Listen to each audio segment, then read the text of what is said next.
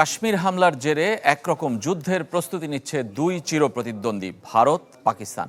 এ সময় থেমে নেই দুদেশের ক্রিকেটারদের কথার লড়াইও, যার সবশেষ সংযোজন শাহিদ আফ্রিদি এবং শিখর ধাওয়ান।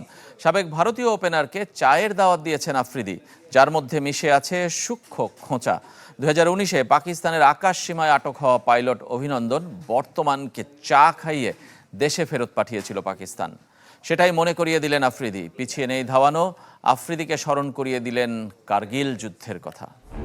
প্রাণ সসের মাখামাখি টেস্ট নুডলসকে করে তোলে আরো ইয়ামি, আরো জোস। তাজা পাকা টমেটো আর সিক্রেট রেসিপি কম্বিনেশনে প্রাণ সসের বস।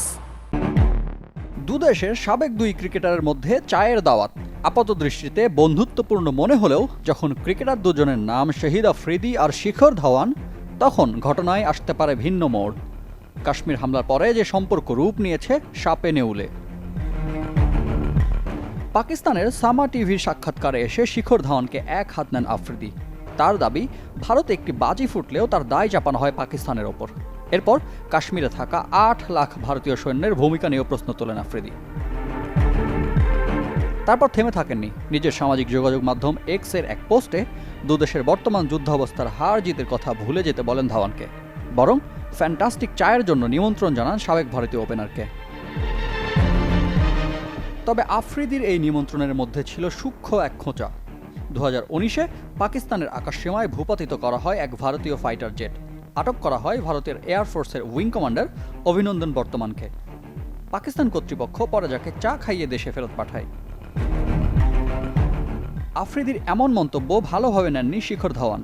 সামাজিক যোগাযোগ মাধ্যম এক্সে দেওয়া এক পোস্টে আফ্রিদিকে কার্গিল যুদ্ধে হারানোর কথা স্মরণ করিয়ে দেন, যে যুদ্ধে বেশি ক্ষতির সম্মুখীন হয় পাকিস্তান। এরপর আফ্রিদিকে তার নিজের দেশের দিকে মনোযোগী হবার উপদেশ দেন ধাওয়ান। 22 এপ্রিল ঘটে যাওয়া হামলার পর দুদেশের সম্পর্কের মধ্যে ব্যাপক অবনতি হয়েছে। ক্রীড়াঙ্গনেও এসেছে বড় ধরনের পরিবর্তন। ভারতে নিষিদ্ধ করা হয়েছে চলমান পাকিস্তান সুপার লিগের সম্প্রচার। এর বাইরেও শোয়েব আখতার, বাসিত আলী সহ উল্লেখযোগ্য ব্যক্তি ও প্রতিষ্ঠানের ইউটিউব চ্যানেলও নিষিদ্ধ করা হয়েছে।